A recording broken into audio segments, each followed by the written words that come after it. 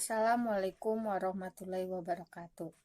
Saya di sini akan menceritakan cerita rakyat yang berjudul Timun Emas. Dikisahkan, hiduplah seorang janda tua yang bernama Sarni. Ia hidup seorang diri dan tidak mempunyai anak. Pada suatu hari, Sarni pergi mencari kayu ke hutan. Selama di pertengahan jalan, ia bertemu dengan raksasa yang menginginkan seorang anak untuk disantap. Tetapi Sarni menjelaskan bahwa ia tidak memiliki seorang anak. Kemudian raksasa itu memberikan biji timun kepadanya. Ia menjelaskan bahwa Sarni akan memperoleh anak sesudah waktu 2 minggu. Namun, kelak ketika berusia 6 tahun, Sarni harus memberikan anak tersebut. Sesudah waktu selama 2 minggu, salah satu dari mentimun itu ada yang ukurannya sangat besar.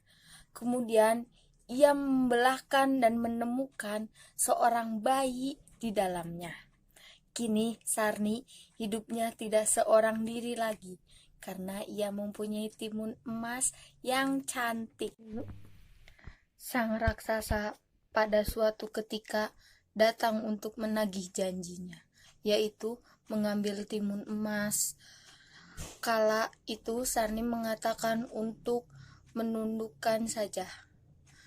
Alasannya adalah semakin enak rasanya jika ia semakin dewasa. Akhirnya raksasa menyetujui sama dari Sarni. Pada suatu hari ia bermimpi timun emas diminta untuk menemui petapa yang ada di gunung. Ia meminta timun emas pada pagi harinya agar mencari petapa tersebut dengan segera. Sesudah timun emas menceritakan kejadiannya, sebenarnya petapa akhirnya memberikan sebuah bungkusan kecil. Petunjuk mengenai cara memakainya dijelaskan oleh sang petapa.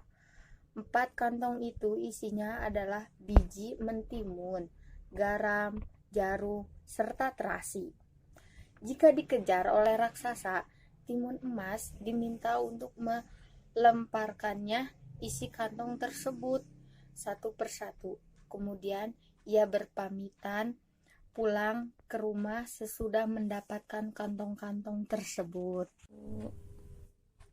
Untuk menagih janjinya, esok harinya sang raksasa datang lagi. Sarni meminta kepada raksasa agar tidak mengambil anaknya.